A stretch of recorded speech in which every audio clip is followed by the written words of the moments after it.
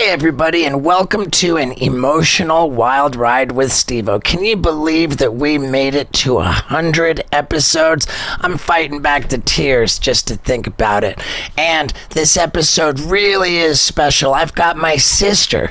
She was the first supporter of me in this silly career. She knows so much about me, and she's gonna serve up the juice for you. Man, and you know what? You know who's gonna really serve up a killer deal for you? It's Harry's. What's Harry's? It's what I use to shave my face, and I love it.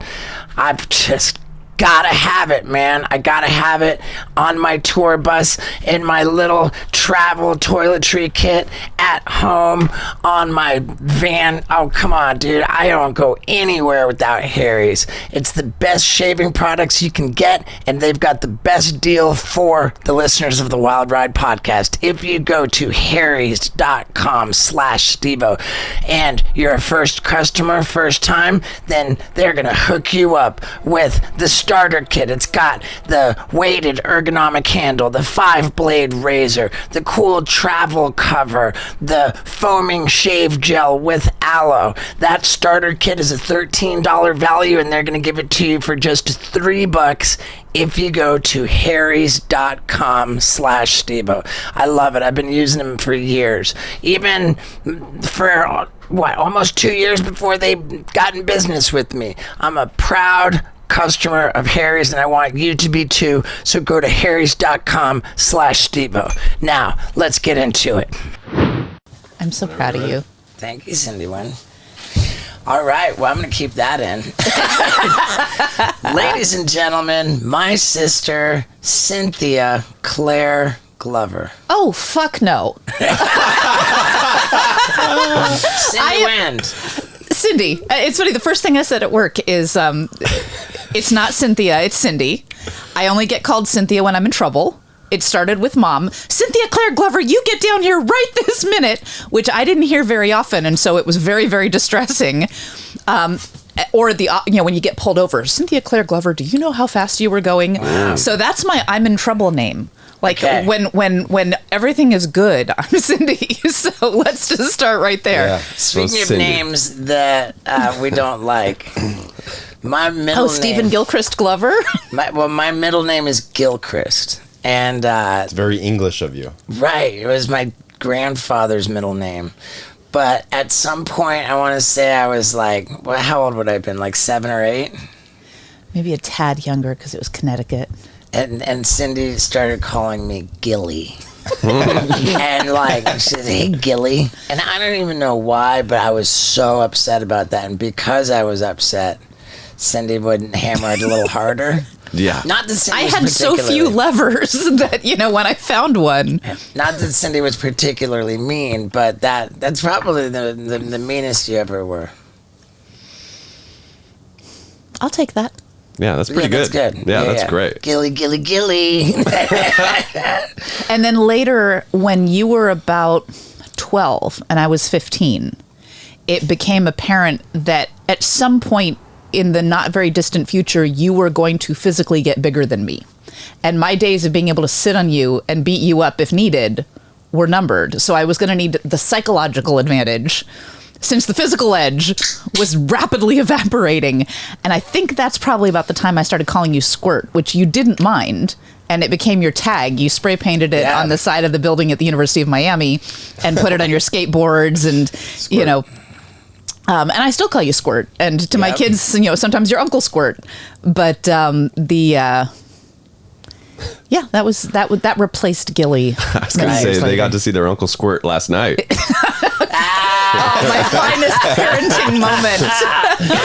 Man, bravo. Yeah, last night I was mortified. Well, I mean, whatever. I wasn't mortified. But it was definitely there was sensitivity to the fact that my sister was watching footage of me ejaculating on camera. What about your niece? I had seen it before, my niece, but I shielded Cass for 2 decades. But she's 20, and last night, she, both at the premiere and last night, she saw rather a lot of her uncle's penis. I was sitting next to Cindy when they put the bees on your dick. And then it was like, oh, no. Yeah. The bucket list, sure, is a little bit more aggressive than Jackass.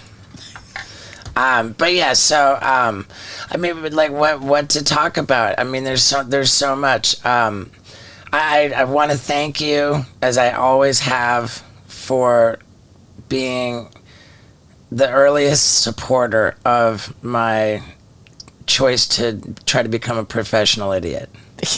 Like, really, Cindy was behind me before anybody else was. When was that choice made? I made that choice officially in 1993 when I dropped out of the University of Miami. I was couch surfing for 3 years and ended up moving in with my sister in Albuquerque, New Mexico. And she was behind me. But what was the choice to become a professional idiot? I was trying to become a famous stuntman by videotaping idiotic stunts with my home video camera.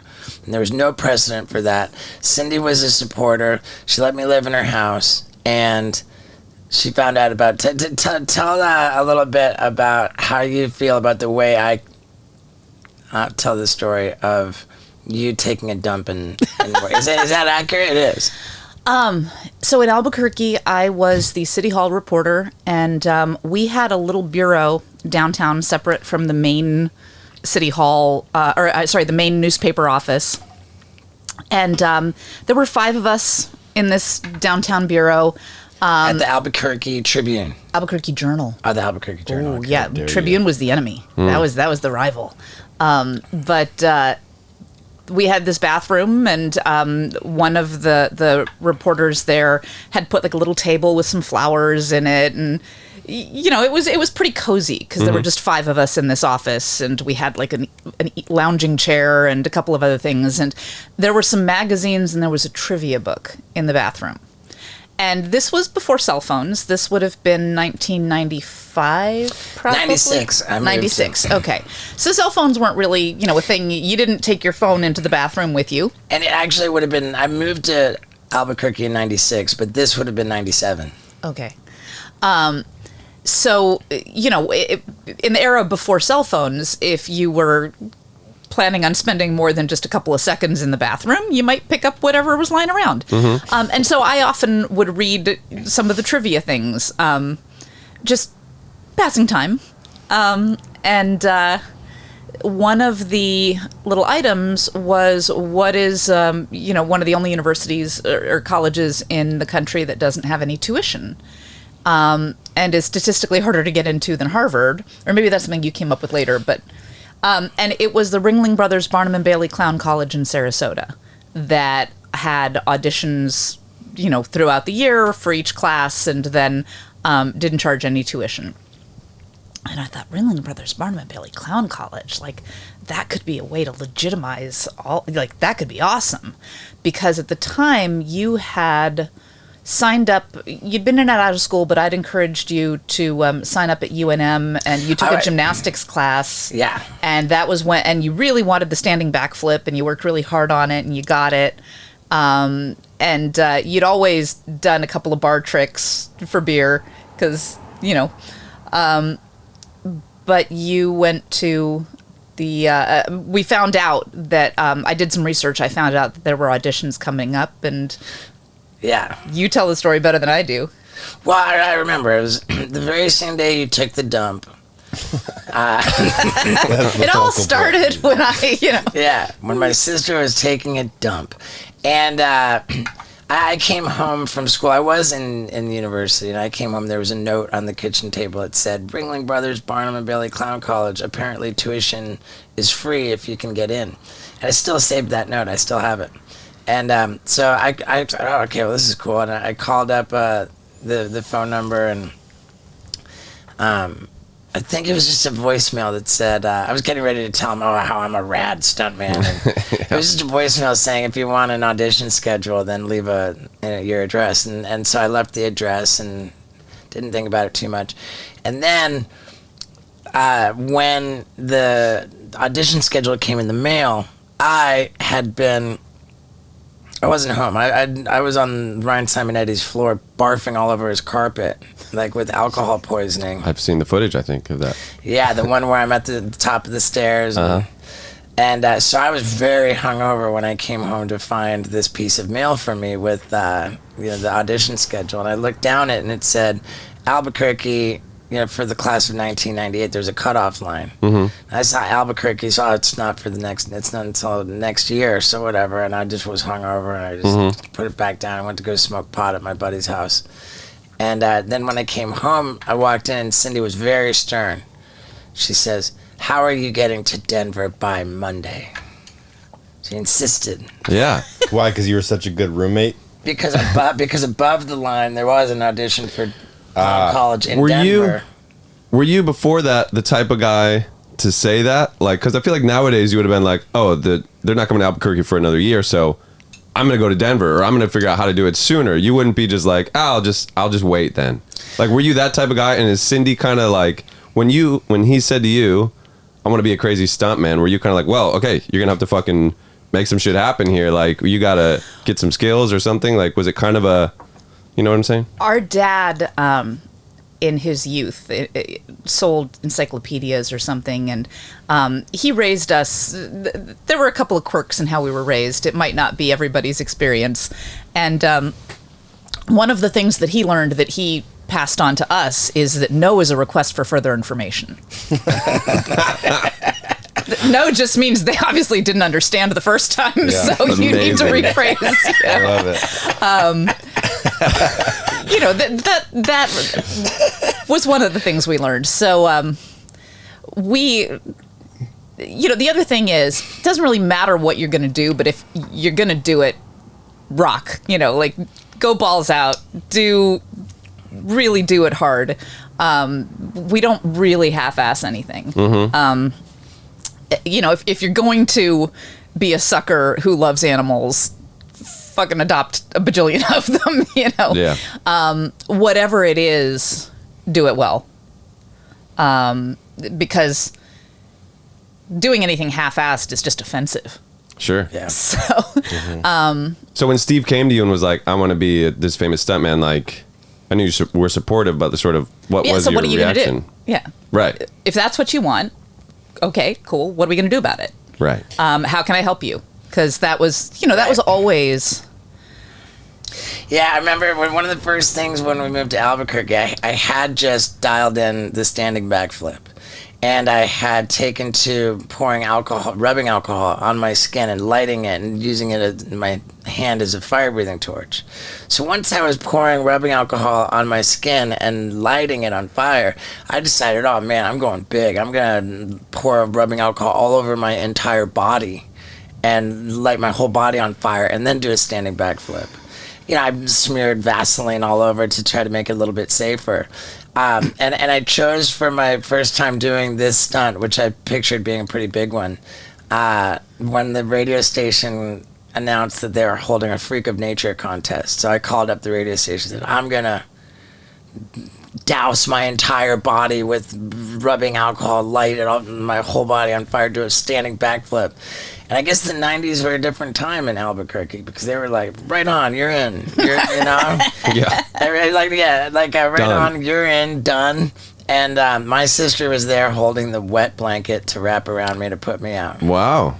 Yeah. I think I've also seen footage. I'm pretty sure it's you filming. Cindy comes in, wakes you up, walks you outside, and you just do a backflip in the front yard. It's like, it felt like this is kind of like a ritual of like, wake me up in the morning, I'll just do a backflip first thing or something like that. Because a backflip in and of itself, just a backflip on its own was kind of like whatever. And so I was just looking for ways to make it cooler. So light my whole body on fire. And I thought, what if I said, Cindy, come in, before I'm awake, film me sleeping, wake me up and say, okay, do a backflip.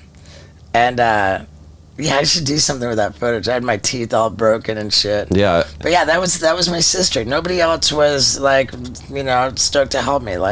And then after clown college too, you were doing a bunch of clown tricks. There's an hour of footage where you're trying to get this one trick right, and you're okay, you hear you just being so supportive, but also just sitting there the whole time filming it is a task, Yeah, and because Cindy was so instrumental, so without Cindy's support, I never would have gone to clown college, you know, who knows? You know, I mean, I probably would have gotten somewhere, but Cindy was in my corner, and I'm just forever grateful for that. Yeah, I really, really, genuinely am forever grateful for that. I'm just so proud of you. Like, seriously, for years, we knew there were only 3 options. You were going to be famous, incarcerated, or dead. Nothing else was even on the table. Like, there was never going to be a straight job where you wear a tie and sit at a desk. That was not going to happen. Incarceration was a distinct possibility, as we know from all of the mugshots that we've tried to track down over the years. A couple times, yeah. Here and there. And you did not protect your life as well as I would have liked. But, you know, certainly post-sobriety, I mean, I still have that pit in my stomach for worrying about you, and that's, you know, just hasn't gone away. And we have our deal where you don't tell me about the really scary stuff until after you've survived it, and I'm grateful. We started that when you were the spokesman for snowshoes, and you were going to get the alligator to chomp your foot wearing the skate shoe. The burden of knowing that was going to happen. It was like a small alligator. Whatever. It's not a bad idea, dude. I did it. Yeah, it's, you know, with my snowshoes, like, Yeah. it's a darn good shoe.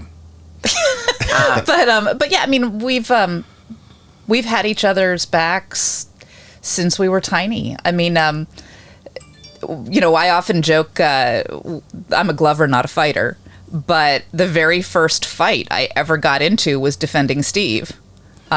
He was about 5, I was about 8, and this overweight 11-year-old kid in our neighborhood was smearing snow in his face. And I don't know if you remember this. This was in Connecticut. It was winter. The kid was a bully. I'm sure he has a tragic backstory that I was unaware of at the time. His name was Jeffrey. But he was like making fun of you and smearing snow in your face. You were 5. He was like 11. And I gave him a bloody nose. Nice. And he didn't mess with you again. But we moved around a lot. And, you know, I think when that happens, you're always the new kid. So you became like the show off and class clown. And I just found the smart kids. Like, where are my people? Mm-hmm. But we only had each other as playmates. You know, it wasn't like, eventually you would have your friends and I would have my friends. But every couple of years there would be this starting over, and it was just us. And yeah. We recently had, like, what for me was a really intense experience. I was sitting down with a writer from GQ who was writing a story for the GQ website on me. And I was trying to articulate to him how intense the alcoholism on our mom's side of the family was. And I was getting ready to tell him the story as I understood it, but I was like, you know, let me call up Cindy and see. So I got Cindy on the phone. I had her on speakerphone. The reporter has his tape recorder out. And I'm like, Cindy, like, am I right in remembering that our grandma's second husband died in her apartment, and like she sat there and drank with the body until she was like out of alcohol, and then like dealt with the situation? Cindy said, no, I do not believe that's the case. But what was really just a call about that one quick question turned into like a half an hour like of just being on the speakerphone with the reporter wrote about it in the story, saying he felt like he was eavesdropping, but then he thought like, well, hold on a second, this fucking asshole, like, yeah, he knew I was here. Yeah. Like he wrote that really masterfully well too. But I was saying to Cindy that she did everything right when we were kids. I did everything wrong. That I was just like a fuck up, and like, you know, and Cindy said, Cindy told the story about when our mom suffered an aneurysm and how, and it was just like, it kind of shocked my system. You know, she described me in a way that tell the story. I mean, let's just start with you being the fuck up. Like, that is just not at all how I remember it ever. But when we were growing up, Mom and Dad used to have a lot of like dinner parties and stuff, and I guess because they were bored or whatever. I think the word is bawling. Having your kids perform tricks to entertain your guests is apparently was a thing. And so and Dad being a businessman, he would give Steve $1 to do 100 push-ups.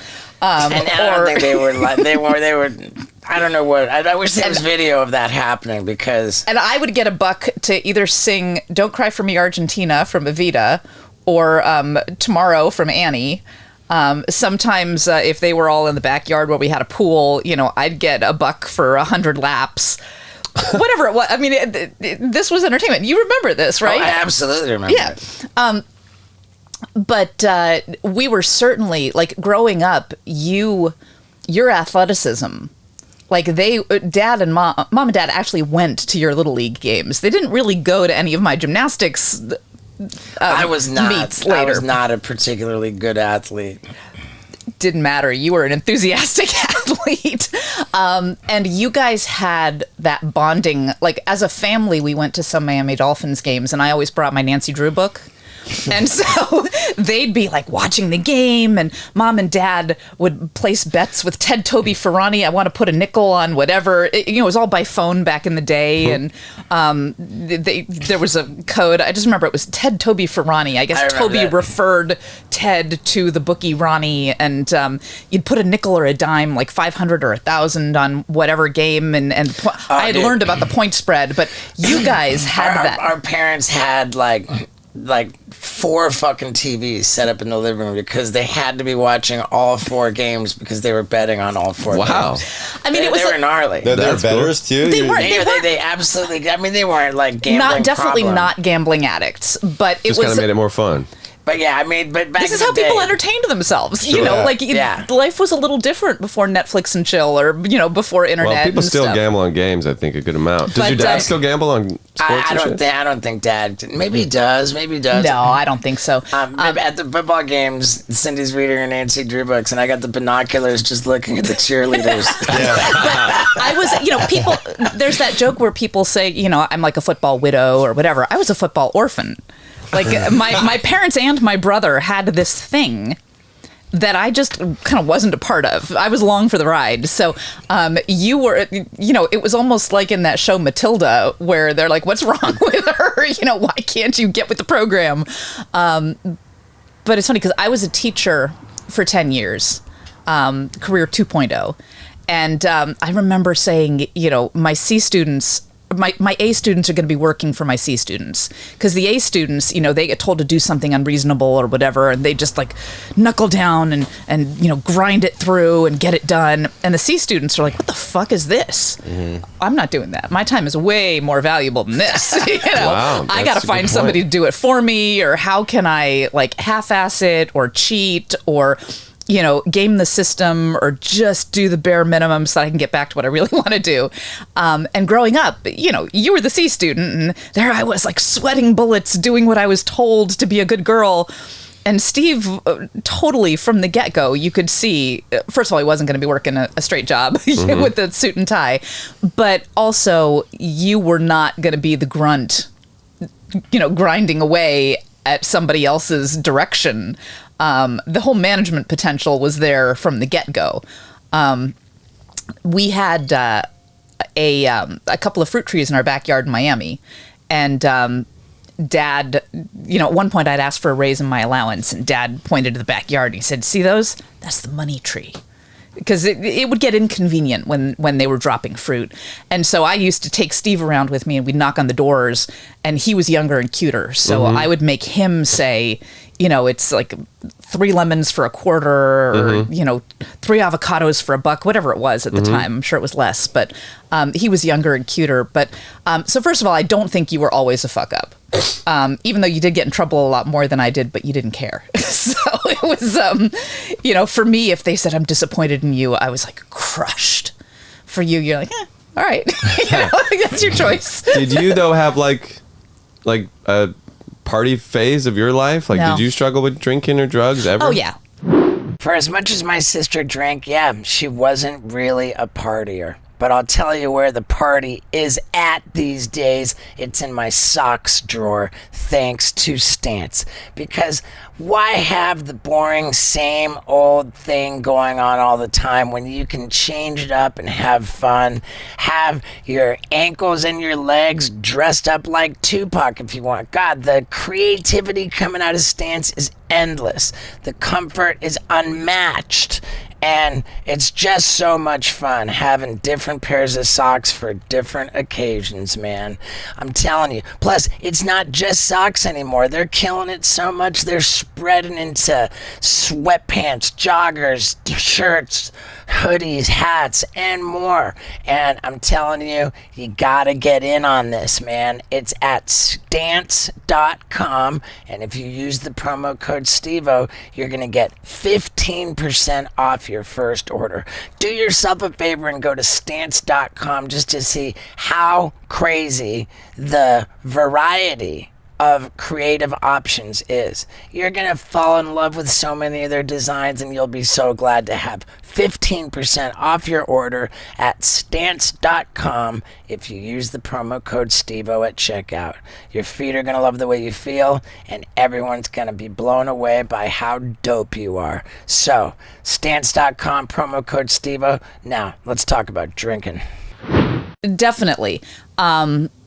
But I consider myself 15 years smarter than Steve because I got sober for the first time at age 19. Wow. Sober before I got legal.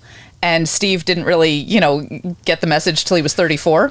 So you were So drinking that makes- like so much in high school, you're like, and you quit drinking at 19? Like a Closet by myself. reclusive, secret drinker alone. Pass out at home. Yeah, it was not a bar scene kind of drinking, Right. but it was Cindy was not a definitely. slut.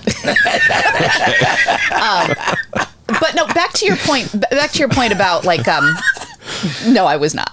I believe you. Steve I did wasn't enough of even that for thinking both that of for a us. second. Yeah. Steve did enough of that for both of us. But when our mom first had her brain hemorrhage,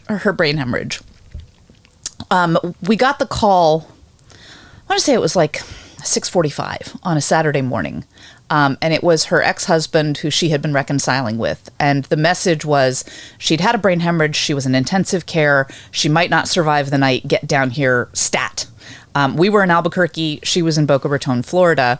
Steve had been partying the night before and had crashed where he landed. I called all of his bros and had them hunt him down. And then I was in bed with a stripper, and there was a knock at the window, and it was my buddy Ron Burns. He's like, "You gotta go."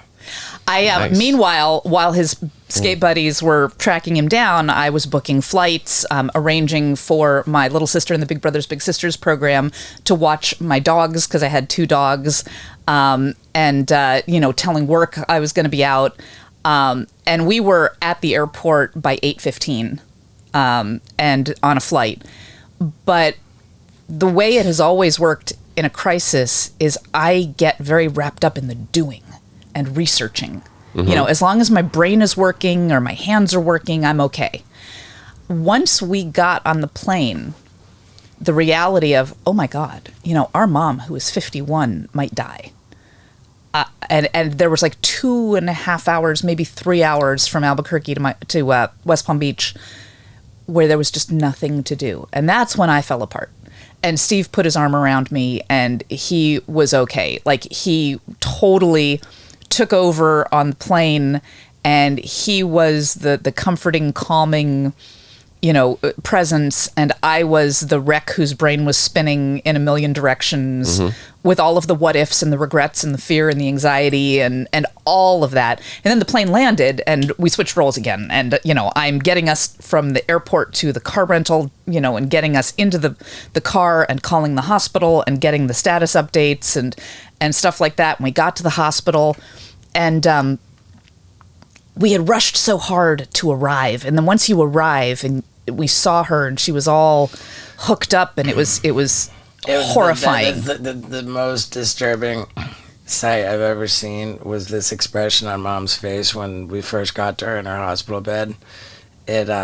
it haunts me to this day. She was almost exactly my age when this happened. We just recently passed the milestone where she was 51 and 4 months when she had her brain hemorrhage. I am now 51 and 5 months old. Wow.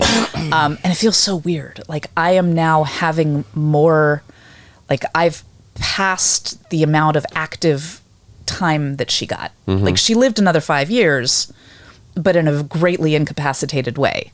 So I'm now kind of older than she was, which is weird, and I still don't feel nearly as grown up as Mom and Dad always seemed. I don't know. Right. Yeah, but I always heard Steve talk about your mommy.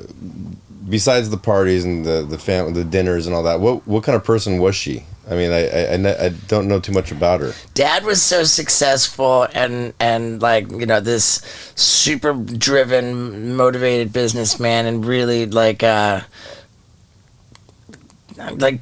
at life, but he wasn't good at like social people. He's emotionally defective. Like, he's just a fucking straight CEO. He's a robot. We love our robot, but you know, like, emotionally, he's missing a few like lines of programming or code because he has always needed people to explain, you know, chalkboard and pointer style, but. That diverges from the story. Right. But we maintain that Mom was way smarter than Dad, way funnier than Dad, and way cooler.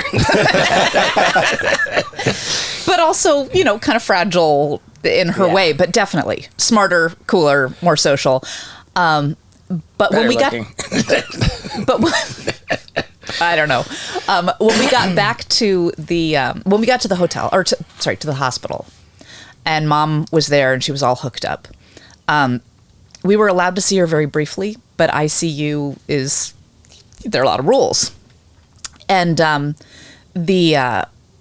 we went out to the waiting room, and I was just like sitting and waiting, not my strong suit. We had visited Mom a few months earlier, and she had bought a computer that was still in the box at her house that had not been plugged in yet. And so that first night, we negotiated that Steve was going to stay and sleep on the floor of the hospital waiting room, and I was going to go back to Mom's house, plug in the computer, and start researching everything there was to know. 10 years of the Journal of the American Medical Association, the Neurological Association, the state of the art for, the Guglielmi coiling procedures and transcranial Doppler radar, and what we needed, where were the centers of excellence for a brain hemorrhage, a subarachnoid hemorrhage, and all of that. And so I spent all night reading medical journals and reaching out to anybody I knew, including our dad, who might have, who played golf with doctors, who might have connections. And Steve held down the fort. And of course, because we're Glovers, we've never met a crisis we can't sleep through. When the going gets tough, the tough take naps. It's a family saying. That's still true for Steve. Yeah. Naps for the win. I didn't realize naps that, are survival. We nap like champs. Yeah. But Steve, stayed there. Sleepo.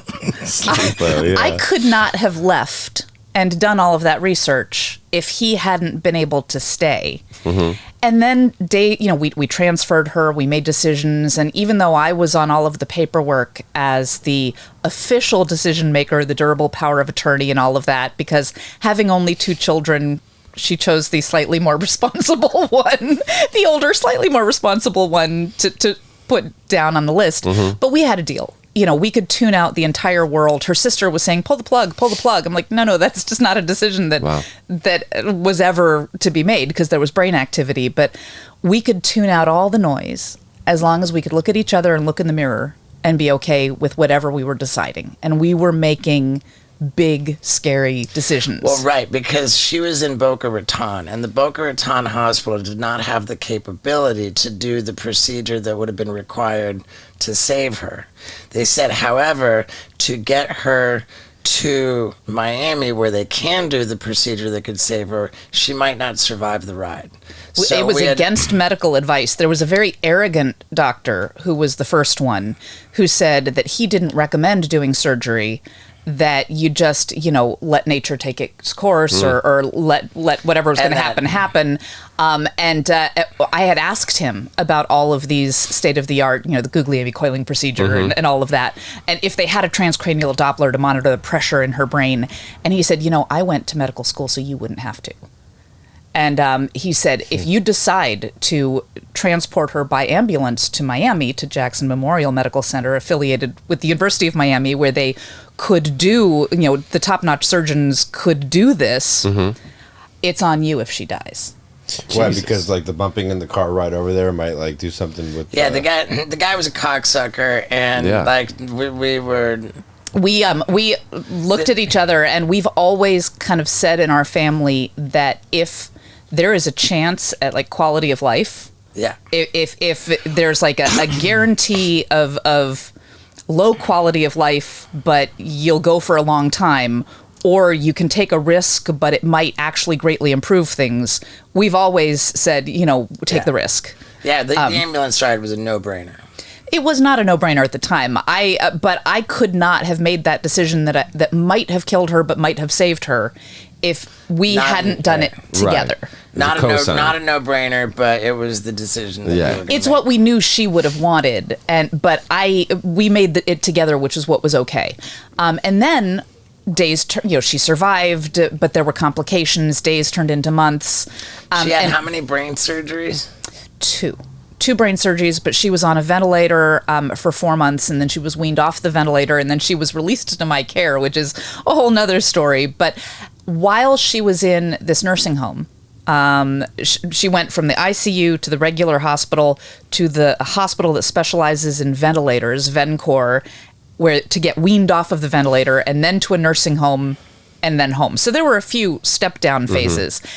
In the nursing home, or maybe it was the ventilator hospital, there was this nurse who was really rough changing mom's diaper. She had a catheter, a feeding tube. She was in bed. They tend to keep patients sedated when they're on the ventilator so they don't fight with it. Yeah. And this woman, I wanted to rip her throat out. I wanted to stab her eyes. I may be a Glover, not a fighter, but I just, she was manhandling my mom like a sack of potatoes, and I wanted her fired. I wanted to, destroy her. I was so emotional and angry and protective, and here's my helpless mom, and I am in charge, I am her protector, and this woman is just rolling her over, and like she is some sort of sack of grain. And Steve was with me, and I was ready to just go off. And he said, "Oh, no, Sims.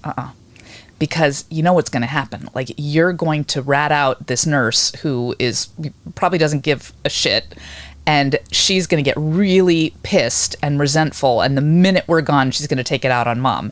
Let me handle it." Wow. And this is where Steve's schmoozy, teachers who were always saying, he's I'll show her a backflip. She's going to love it. Steve just always kind of charmed his way out of trouble. I mean, even in jail, where being as adorable as you are, you certainly could have had a negative experience, but instead you entertained everybody and became their, best bro and the most interesting. You've just always had people skills that I might have lacked. And so you charmed that nurse. You talked to her. You found out about her family, about, you thanked her.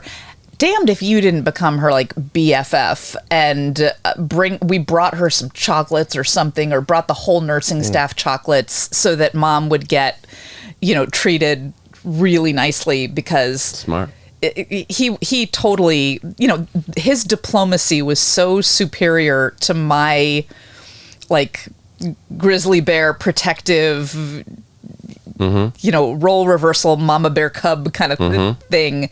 And that happened, a few different times. But between the two of us, there came a time after mom was released home to my care where I was pretty good at, hiring the nurses' aides and managing her medication schedule and her appointments and all of the daily care and the feedings and how many calories were going to go in, and getting the wheelchair van and the ramp for the house, because there were a couple of little step up, step down situations. And Steve was just not like good at any of that, all Sure. of that adulting stuff. Sure. But he was like super supportive of me for sure. And at some point it was like, look, we don't both have to be here. Like, this doesn't have to clip both of our wings. You know, I'm good. I'd gotten a job at the newspaper, and we'd moved officially into her house. And there was a cruise ship opportunity out of Miami. Right. I mean, I was pretty clear that I wasn't going to add any value by just being a loser and eating the food. You know, like just You were be never there. a loser, though. You made her laugh. Like, when you got shit and fuck tattooed on your knuckles and stuff. the Like, last time she ever laughed. I don't think that's She necessary. was in that was at the end. Okay. It was October of 2003 when I got Oh, shit wow. and fuck tattooed on my knuckles. But, like, and I even- flew home and she was in bed with the do not resuscitate order, and it was the end. Did your mom ever see you on TV? No, Jackass had been picked up. No, 1998. Mom's aneurysm was October 10th of 1998. But she passed away on November 7th of November 2003. 2003. And by 2003, Cassie Right. had been born, you know, like a Jackass. Well, for sure, but mom was never, like... She was less coherent by the time Jackass came out. she was. It was after her aneurysm. Yeah. That all that happened. Yeah, and before, you know, I would show my mom. Yeah, before her aneurysm, I would show her my stunt videos and stuff, and she was just like, she was never once like concerned, like for my safety. It wasn't like, oh my God, like you're gonna get hurt, but she was just like, how is there money in this? You know? How is there money? Like, that was her only concern. It was that she's just like, well, you know, like, show me the money. You know, like, where's that, like you don't have a pot to piss in. Like I'm not impressed by your stupid fucking VHS tape because you're broke and you're sleeping in my fucking house and you have no money and, like, you're a slob and you have bad breath. You know? Ouch! No. That is Cindy, just. would she have said that or No, I what? mean, no, she wouldn't have Okay, said all she that. totally would say, you know, don't be a loser. Don't be, you know, don't end up. She saw that Tom Cruise, Jerry Maguire, and that was her thing. Show me the money. Show me the money. Yeah. But growing up, like, it was always, I was more like Dad. You were more like Mom. And in some ways, we grew up with different parents. Like, we're only 3.5 years apart in age, but their marriage kind of falling apart happened when you were in high school, after I had already moved out. Yeah. And when I was growing up, they were super strict. And, you know, there's also sexism involved, daughter versus son, but from my grades to my curfews and all of that, everything was very, like, uptight and strict. And by the time Steve hit high school, Dad was away a lot, and we discovered later why. And Mom would, liked to get into the liquor.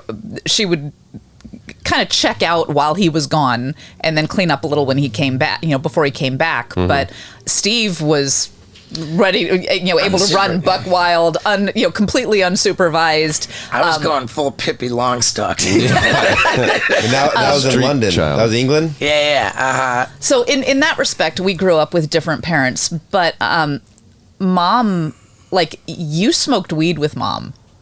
I did smoke weed. And you drank with Mom. And I never did either of those things. And you used to tell dirty jokes, like the one about the Cheetos. When I smoked weed with Mom, like, she was drunk at the time, and, like, I don't remember that fond. I was just like, here, she was drunk, and I was like, here, Mom, here's a joint. She's like, like, it wasn't rad. Like, there was nothing cool about that. And, like, because Mom was that way, she really cared about how we would reflect on her. Appearances mattered a lot. like we that. always cleaned up the house before guests came. We're gonna have company, not like friends are coming. We're gonna have company. It was like an so official put on a nice word. shirt and comb your hair. Elbows off the table. Right, and when they had company, meaning like they're like, Showing off for their friends. They would have these like dinner parties. Their friends would come over, and it would just be a brag fest. It would just be like oh well, we just bought this, or like we just have this, or our kid just got into this university, and it was just a fucking. As a kid, were you able to realize this is kind of weird? Yeah, for sure. Yeah. It was just an obnoxious pissing match. Is that why you don't like you don't want to buy a fucking Ferrari or something right now? You hate flashiness. I think so. You're not flashy at all. I don't like flashiness. And as I grew up, Cindy moved out of the house when I was 12. And No, I did not. Yeah. That'd be you 15. I was not 15. You went to boarding school. When I was 16. I was a year. I graduated from high school at 17, so it was 16 to 17. Okay, 7th grade is when you're 12, and my birthday's in June. So like the tail. I think it was 8th grade, but No, okay. I was in 7th Because grade I still. was a day student at Havergal when you were at Bayview Glen. Okay, doesn't matter. But our house got bigger and bigger as we grew up. Dad became more and more successful as we grew up, and the house got bigger, and I was like embarrassed of the house. I might have felt uncomfortable about the way my house got bigger as I grew up, but I am not uncomfortable about the way my wiener gets bigger and harder when I use Blue Chew tablets. I said it, okay? If I'm getting ready to take Lux to Bone Town, then about a half an hour beforehand, I'm chewing up a Blue Chew tablet. Why? Because it's delicious. It's got the same active ingredient as both Viagra and Cialis, except it only costs a fraction of the price. And when we're ready to go to Bone Town, man, my Blue Chew tablets make it count. So much fun. If you've ever wondered whether or not trying Blue Chew tablets is fun, I can assure you it is. Lux loves it so much, sometimes she'll leave one out on the table. On a plate, she'll say, honey, I made you dinner. I'll come upstairs and see a Blue Chew tablet, and I know it's going down. Yeah, man, but maybe you're wondering, don't I need a prescription for that? Well, yeah. But you don't have to go to the doctor's office for some awkward in-person visit. Hell no. You go to BlueChew.com and you consult with one of their medical providers right there on the site. Super fast, super easy, and when you use the promo code STEVO, get this. They will send you an entire month's supply of Blue Chew tablets for free.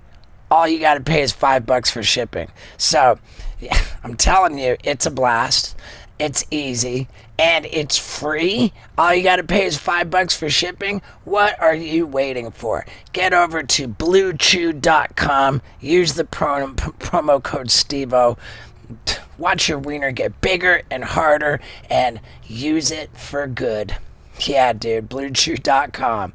Now, let's get back to the house.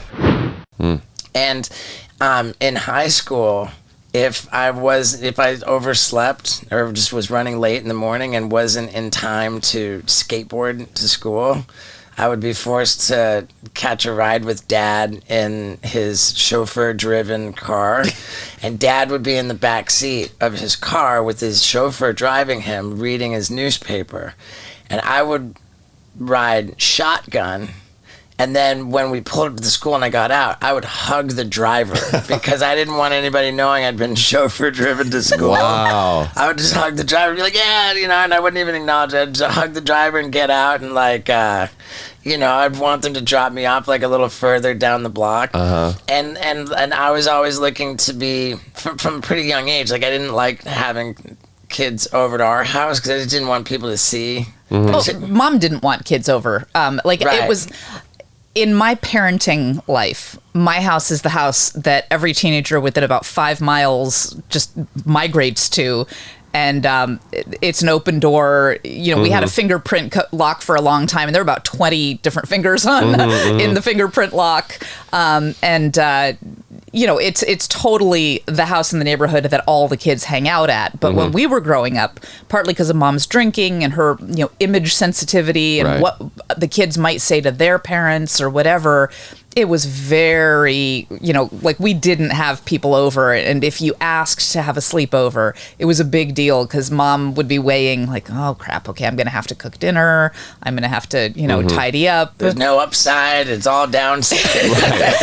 And so we just kind of knew better than to ask. Yeah. And I think that's really common with adult children of alcoholics where you grow up that way. It's funny that you think of it that way because for me, I just didn't want to be at home. I was like whose house can I go to today?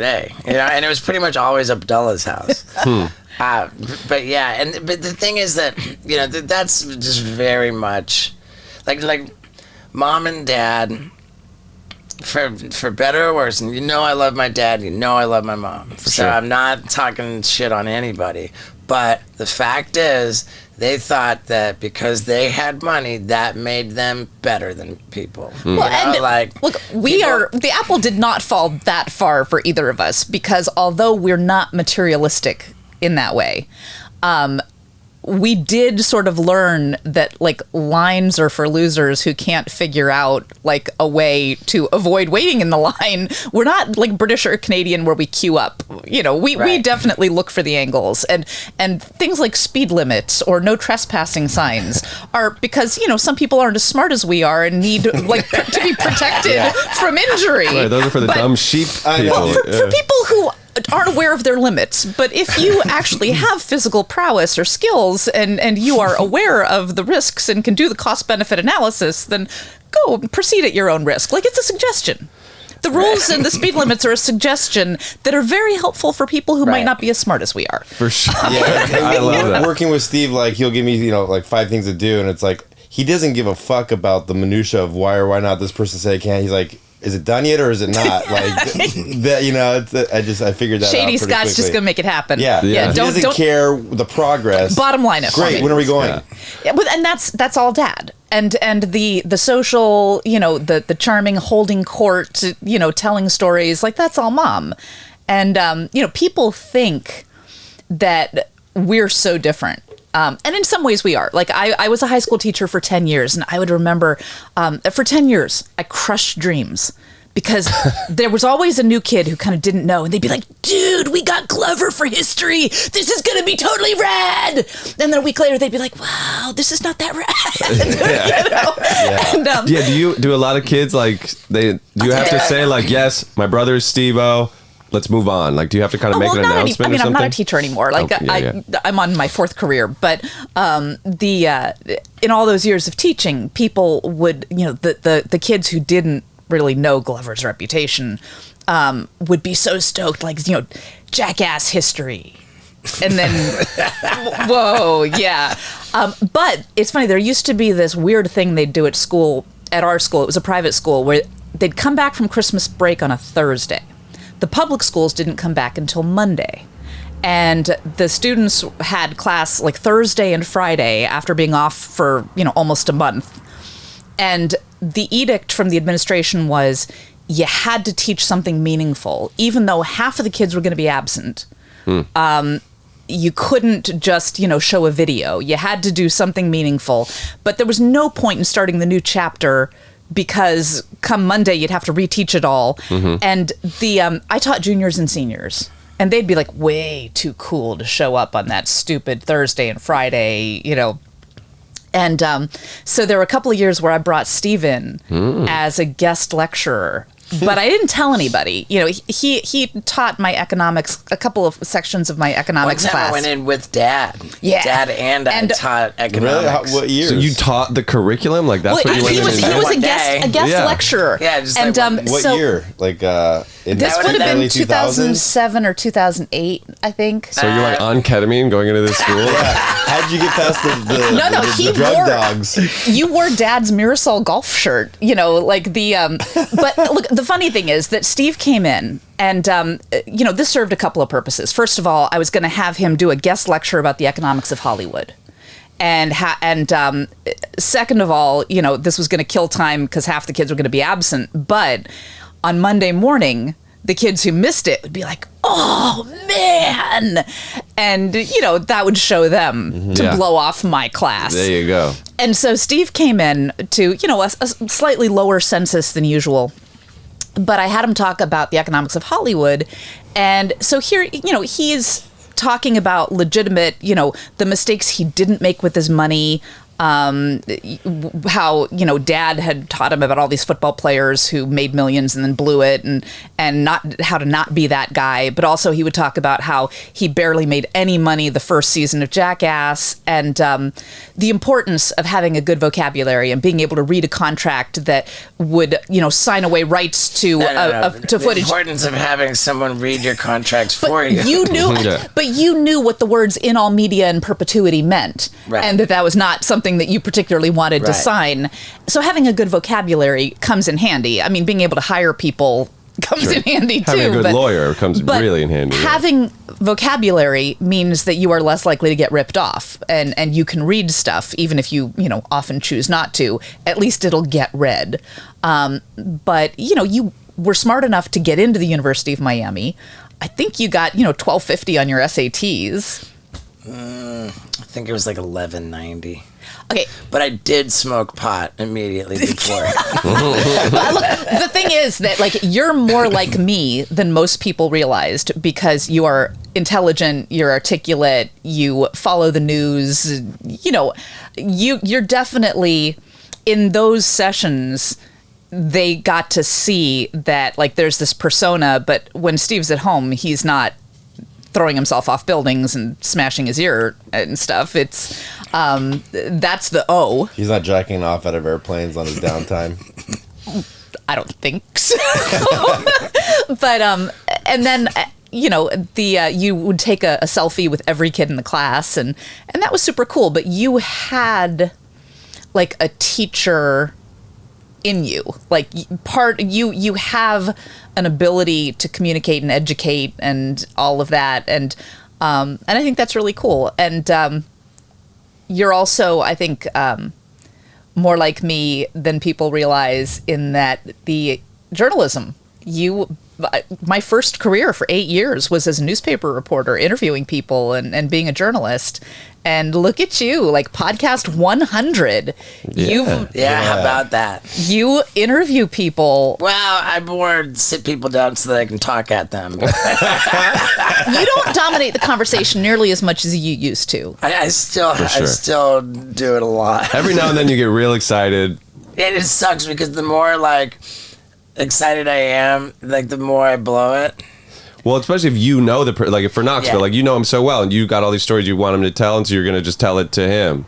But then oftentimes we have someone where you don't know them as well, Right. like Mayim Bialik or something, and then it's you're just asking real questions and listening. You're great, dude. You're I doing totally Thank take you. credit You're welcome. for your journalism chops. great. Nice. I mean, That's hey, good. I don't give myself too much credit for journalism. I absolutely am honored and grateful for the kind words about my growth as a podcaster, and I'm touched by how big of a deal is when there are news stories stemming from an episode of the Wild Ride podcast. That's so you're glowing, you're beaming, you're so and that means the world to me. I love it. I am so proud of you. But, it's funny because if there is a theme of this episode, it's you not realizing or being way harder on yourself than I think you should be. If I could recalibrate it, you thinking you were much more of a fuck up when you were little than I think you ever were. You thinking, mom was way harsher. You didn't hear what she was saying. I would hear what she was saying to her friends, and she was so proud of you. And God, we're all so proud of you. I mean, there was a time when if we went to McDonald's, it was just understood that I would pay. Because, it was just, I mean, there didn't need to be any conversation or anything. And the fact, just what you have done there was a time when you would have described yourself as lazy, and you work so incredibly hard at the things that you believe in. Like right now, you're touring, you've got the book coming out, you're doing the podcasts, you just finished doing all of the media for Jackass Forever. Your schedule is insane. And that is not like the lazy slacker pothead guy who, maybe rolls out of bed to do a backflip or, Right. a kickflip or, something like, I guess I'll do a skate sesh, but then I'm going to need a nap.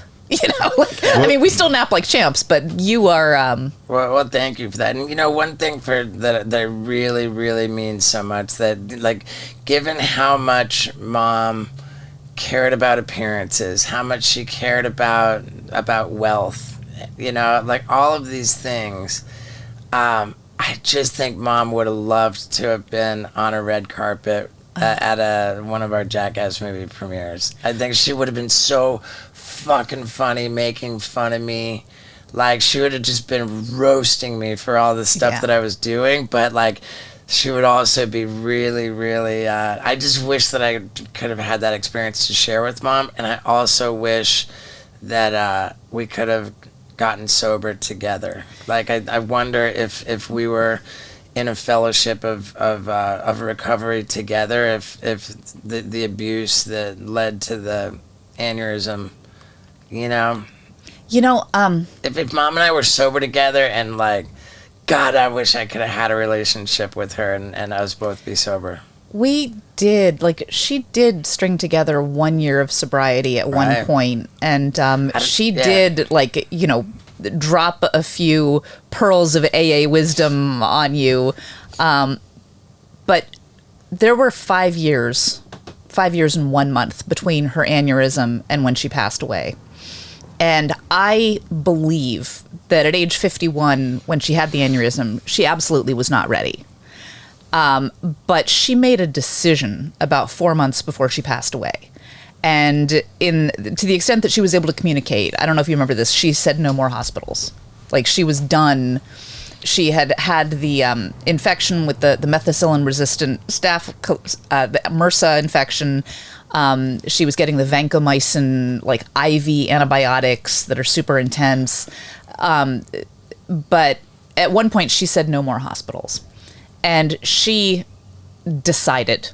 I think that at the point, a few months before she passed away, because I was already planning for another 15 years.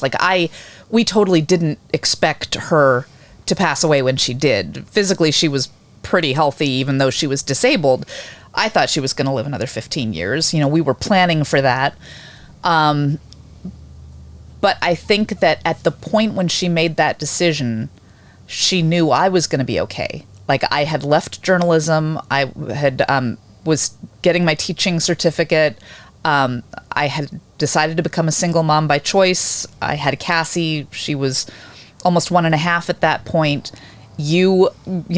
Between Famous, Incarcerated, or Dead, Jackass had been picked up by MTV. The first season was... the first movie came out in 2002. Right, so the first movie had happened.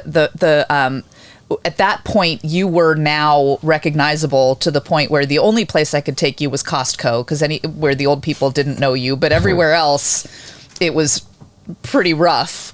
Remember how much we loved going to Costco? Because you could stroll around, look at electronics, and besides an employee or two, it was just not the demographic that you had to worry about. But if you lost your computer charger and I took you to the mall, all of a sudden these kids would just be texting each other and stalking us to the food court or the elevator. We just couldn't go anywhere. But at the point that Mom decided she was done, she knew I was going to be okay. I had Cass. I had a new career. She knew you were going to be okay. Between Famous, Incarcerated, or Dead, it looked like the needle had landed on Famous. As far as the things that she would have worried about, I think she was like, okay, they're good. They're launched. They're going to be all right. I don't have to, stick around. She made a decision, and within 3 months, that was that. We got hospice care, and we were both there, but she didn't... Hospice leave. care at the house. At the house, yeah. Home hospice. But she didn't let go until she knew you were going to be okay. And then we had her ashes sitting on the top shelf in this closet. We had never talked about, like, we knew that as a family, we're kind of not that big on cemeteries because you're taking up, you know, a plot of land that'll never be usable for anything else. It seemed, and it's creepy. It's just, you know, the exact reason Steve hates cemeteries. It's so creepy. Funny. You know, it's it's counterproductive. It's creepy, and it's wasteful. like an eye for an eye makes the whole world blind. Mm-hmm. You know, burial makes the whole world a cemetery. So we knew we were going to have her. We knew we were going to have her cremated, but we didn't know what to. I didn't know what to do with it, with these ashes. Like, I mean, we didn't have like a vault or anything. And she didn't have a particular place that she loved. Sure. We didn't have.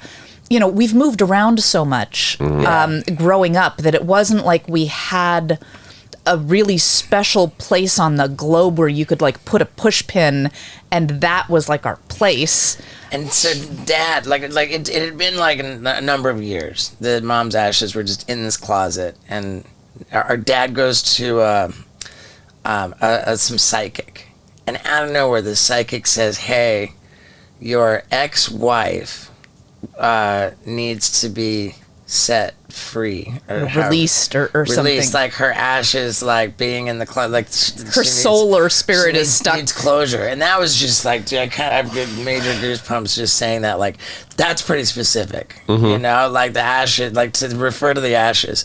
So in December of 2011, Cindy and I finally, right? Well, by then you had started surfing.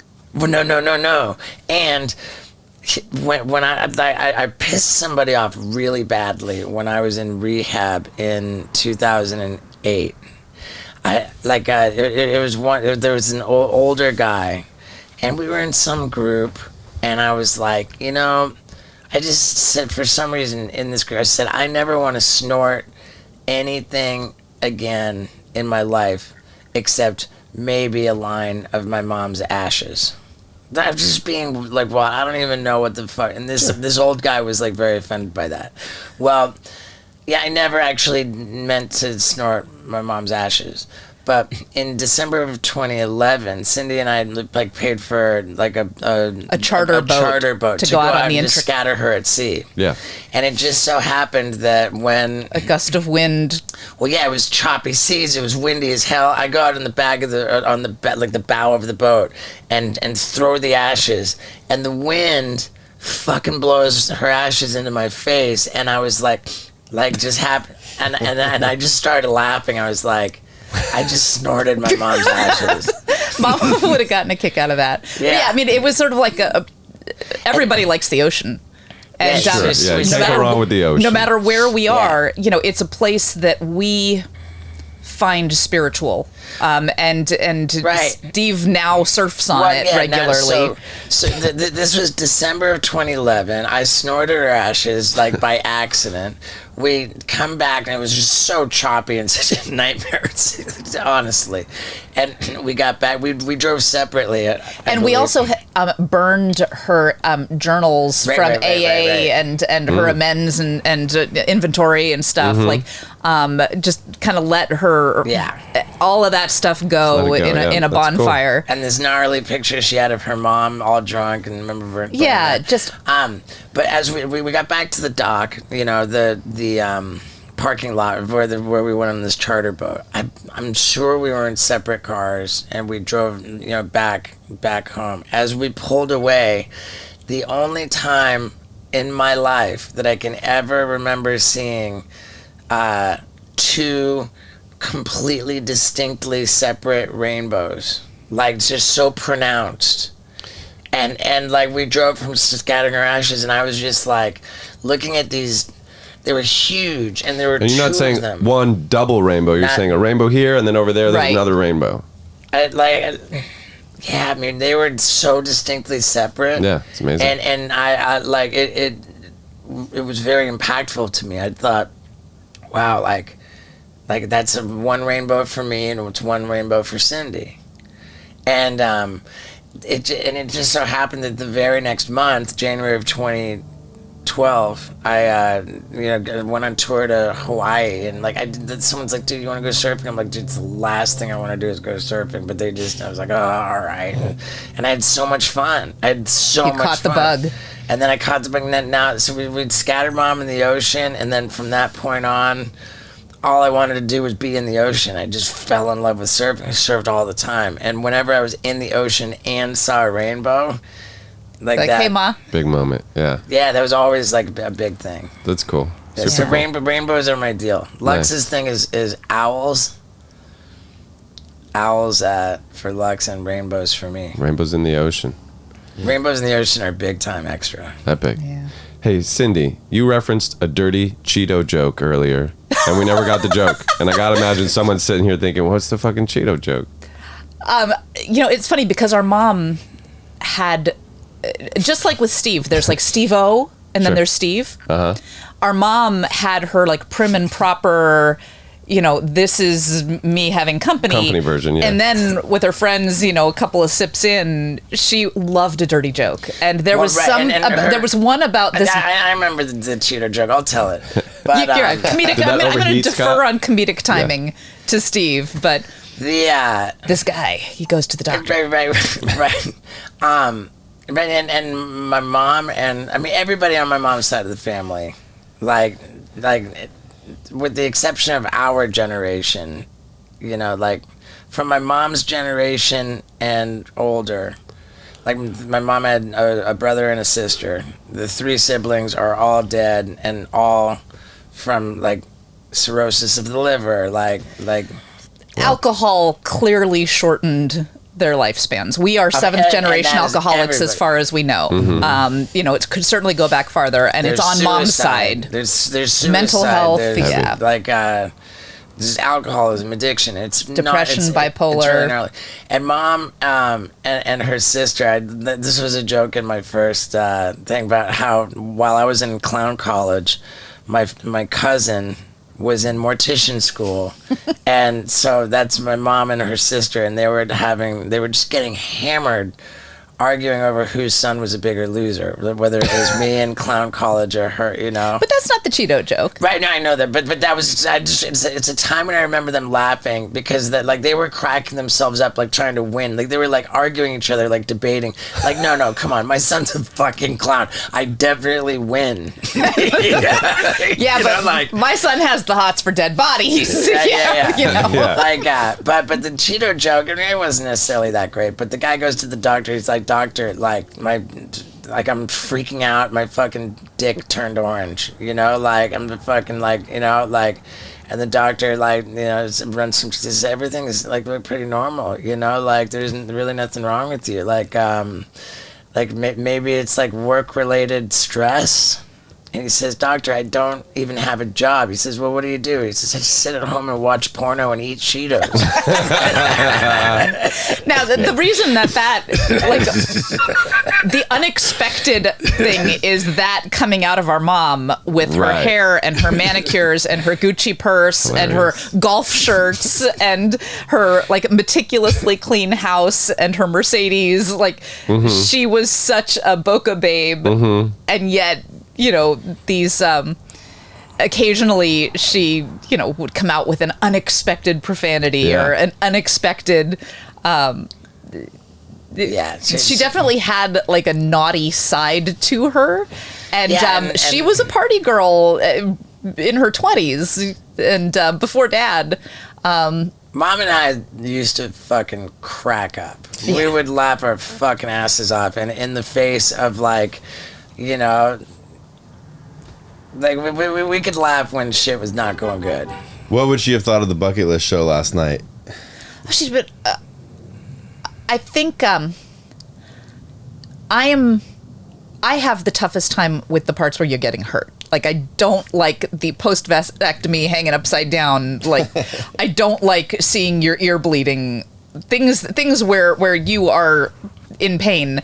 I absolutely hate. I think she would definitely have laughed about the naughtier, everything about the piss. intimacy. I think we all hate the urine stuff, and Mom had a little bit of germaphobia. I think that, having trained as a nurse, because after she graduated from high school, her dad thought college was wasted on a girl because, they're just going to get married, and so he wasn't willing to pay for it. And the only thing that was free was nursing school. But with her nurse training, it was really hard for us to pretend to be sick. Because she was like, no, go to school. You're fine. Go to school. Unless she was drinking, and then she'd be like, hey, let's watch TV all day. But she definitely would be aware of in an inflatable swimming pool full of urine that had percolated for a while, what the load of bacteria and stuff is in there. Like, that would not have been her jam at all.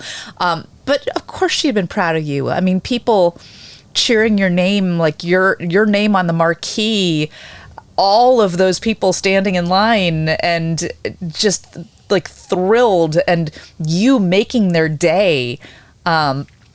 Your people skills, your ability to like entertain and hold court and make people laugh definitely didn't come from Dad.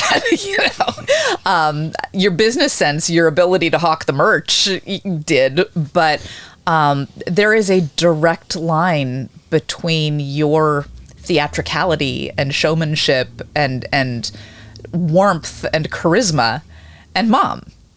And of course she'd have been proud. Like, if you gotta know that in your soul and in your heart, because for sure. I do, and I just wish that I could have shared.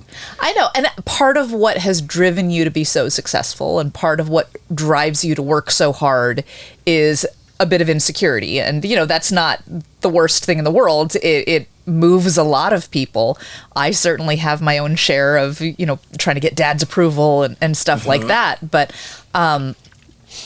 You are too hard on yourself, because she was proud of you already, showed off, and she was also very proud about how handsome you are. Oh, yeah, wow. Oh, yeah. I don't remember that. Oh, yeah. I know she was proud about herself being attractive. Yeah, she was very pretty from the photos. Yeah, she really was. Uh-huh. Did you know? I should admit this maybe, that there's when I was in Canada doing stand up, and just about every time that I went to Canada and did stand up, I would say, hey guys, I'm Canadian because my mom was born in Canada. She actually went to high school with Tom Green's mom, but my mom was a way bigger slut. And I know, I'm just kidding, whatever, I'm just kidding. And, our image-conscious mom would not have been stoked on that. I know, she hated it. She hated it, but it was clear that I was making a joke. Yeah. Clear that I was making a joke, and she definitely had bigger tits.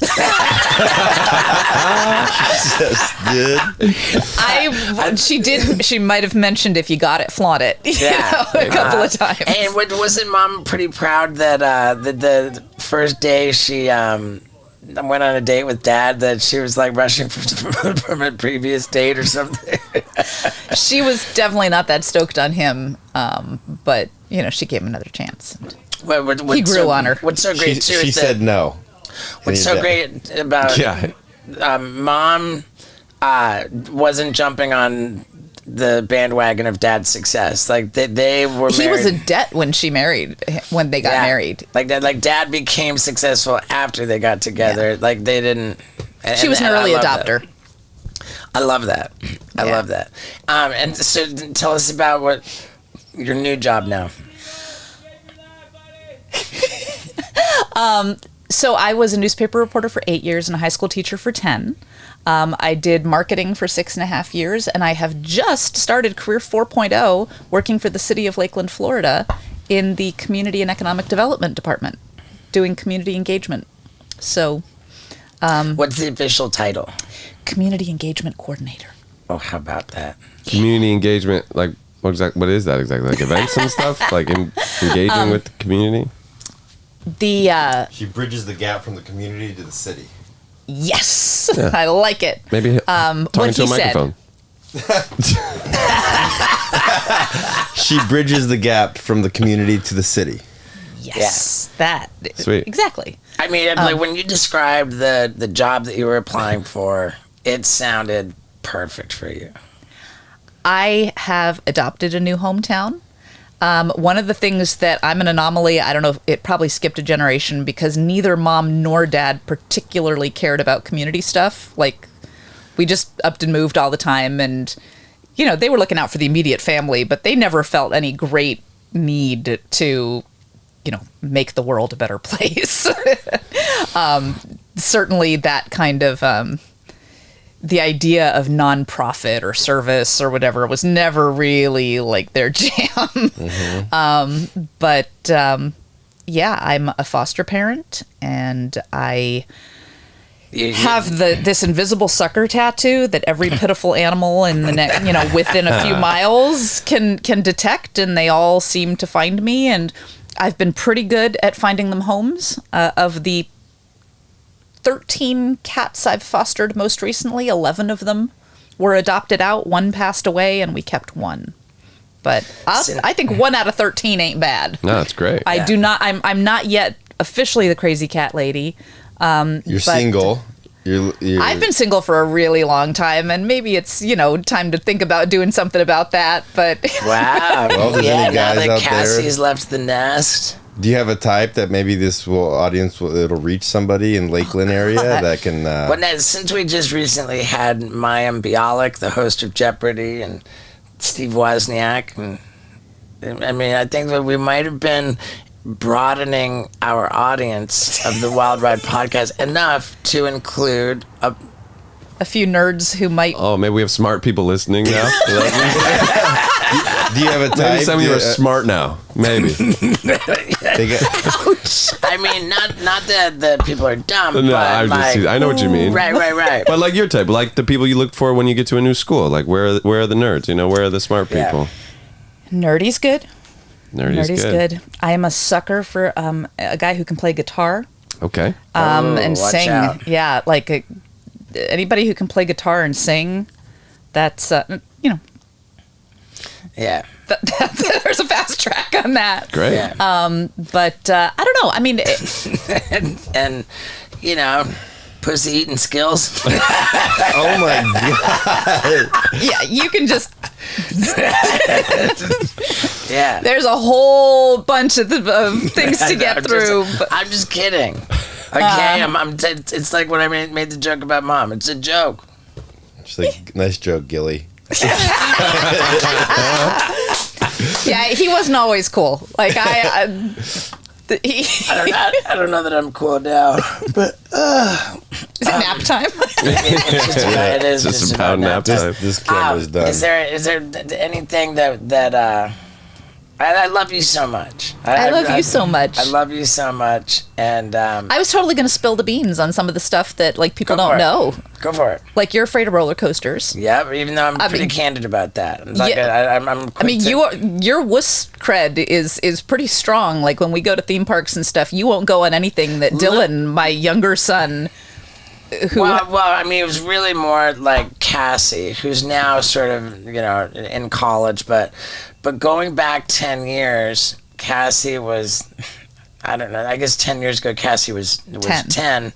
But I remember like Cassie being 8 years old. And like we would go to Orlando to, the Universal theme park, and I would wait at the exit of the roller coaster. Yeah, you would babysit Dylan while we went on all the thrill rides, and you wouldn't ride anything that Dylan at age 5 wouldn't go on. And if Dylan was not with us, I would still be waiting at the exit of the roller coaster because I'm not getting on it.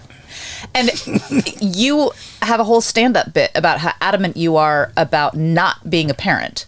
Yeah. But you are fucking good with kids. And your uncle skills, like your uncling, I mean, it's partly because you are a kid in disguise, but your Right. ability It's to not much of a disguise. That's true. That's true. When you think back to like swinging Cass around until she would get dizzy and walk and pass out, and like holding her and carrying her, like you have this mushy, fuzzy, like playful uncle, but also nurturing uncle side. And granted, your patients, you want nothing to do with diapers unless you're putting shit on a fan and stuff like that. Like poo flying around on camera is one thing. Poo in a diaper is a whole different ball game. Did you ever see the shit stamp? You saw that, like when Cassie was a baby, I took her put it on dirty her diaper face? and just smushed it on my forehead. Yeah, I remember that. And Yeah. if you ever find the pregnant cartwheel, I want to see that. Did that not make it into the tour video?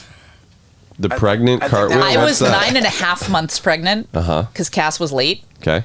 And Googling, like, how do you induce labor? Like, we had an appointment to induce me a couple of days later. You do But a cartwheel to do it?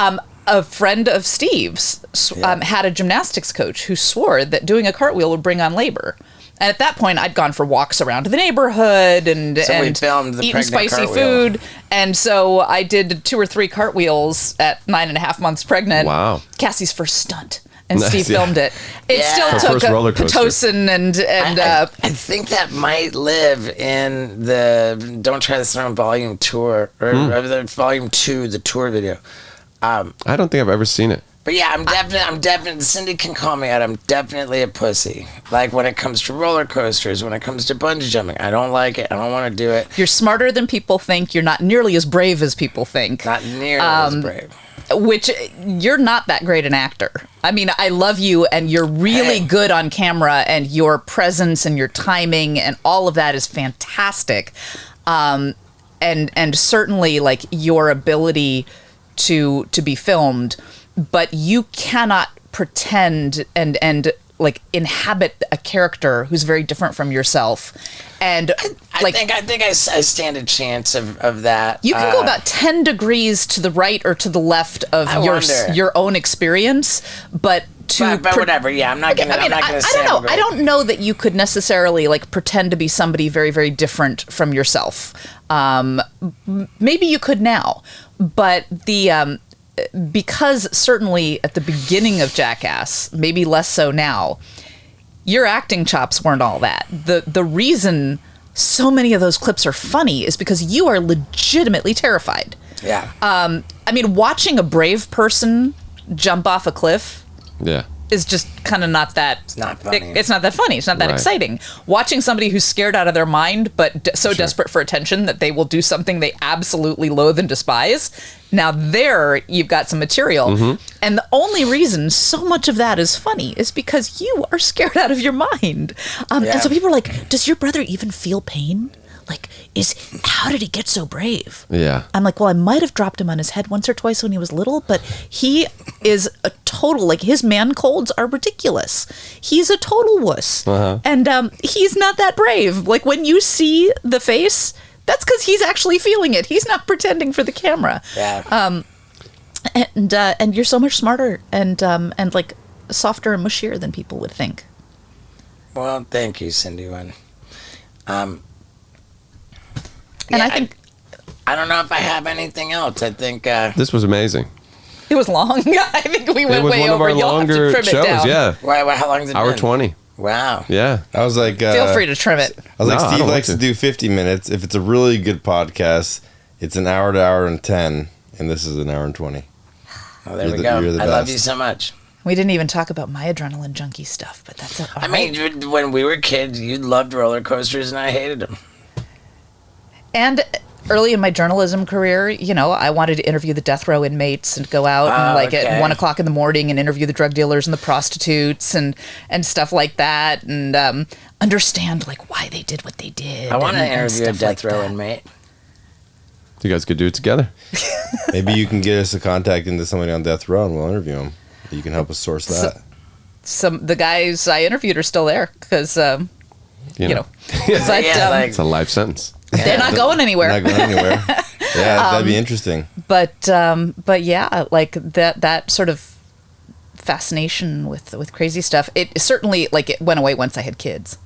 Right. I'm not putting myself in harm's way or taking risks so much anymore. But That makes sense. but that you come by that honestly too. But yeah, this was good. Yeah, I love it. I love you. Thank you so much. I would not normally ask people if they want to promote anything, but I don't think that you want to promote anything. You know what? I'll promote one thing. Okay. I mentioned I'm a foster parent. There is a critical shortage of foster homes right now. There were recently a bunch of news stories about kids having to sleep in social work offices. There is especially a shortage of homes for kids with special needs, teens, and sibling groups. And if anybody has ever like had it in their heart or thought about maybe, you've got a spare room, maybe your kids are leaving the nest, or you've got an only child and, maybe a sibling would be good. I just, it's not easy. Like, teenagers aren't easy. Mine might have crashed the car the other night. But oh my gosh, it is so like Fulfilling. It is so fulfilling. It has enriched my life in so many ways. I didn't know anything about special needs before my son was born with Down syndrome and autism, but he has made us all such better people. Our joke is be more like Dill. He's our little life coach. The world would be a better place if everybody knew how to just be like Dill. So I would say my plug is take a class. Like, they're online. They're usually about 3 weeks.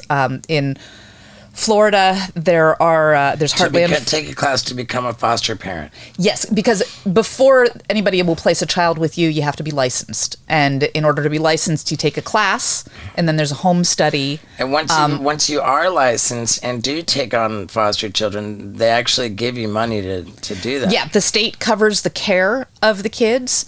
A lot of the kids are available for adoption. It's just, it is so important. And so many of these kids, man, they didn't do anything to deserve the crap that, has come their way. And I know that, I'm a parent of 5 now. I got 5 names on my necklace. I hatched 2. I've acquired 3 others through my unofficial and then official fostering journey. I'm not done, but it's so important. So maybe we'll throw up a link for just, find the foster care agency in your area. And there's no risk involved, really, to start by taking the class and then, exploring. Find out about it. And once people get licensed, you can start with respite care, where you just do, a week or 2 with a kid who are in transition. They have somewhere to go, but you're a stop. Mm-hmm. But it's really important. There are a lot of people fostering pets, but there are not as many fostering humans. So that's like the next step. The respite it goes big brother, big sister program, and then respite, and then foster. And then maybe adoption. But yeah, I mean, there's it's not the same step for everybody. Right. You and I both believe occasionally that there's a greater power that puts people in your path at the right time for the right reason. And, if you believe that, then there's a pretty good chance that the right kid who you're meant to carry the next leg of the journey is going to cross your path. And you can open yourself up to that possibility. So I love it. That's my plug. It's a great plug, and you're a great guest, and you're a great sister. And I love you so much, and I'm so proud of you. Thank you. All right. Fuck yeah. Fuck yeah. Feel free to cut that sucker down. But No way. I wish we did more like these. Paul hates cutting shit down. Yeah, dude. My people. Those of you who stick around to the very end. I call you the street team. Because way back in the beginning, after every episode, I always said, please post a screenshot of something or other and tag the guest and let them know and let them feel the love. And that was sort of my sneaky way of trying to get everybody to promote the podcast. And a lot of you did. And I've always been so grateful for that. And I love it so much when I'm on tour and people come up to me and they say, street team. There's different things people say. They say street team. They say it's the age of the selfie. And the crazy, crazy diehards, they say, I'm your second biggest fan. It's just all super fun stuff. And I love you guys. And thank you so much for sticking around through 100 episodes. Woo! Let's go.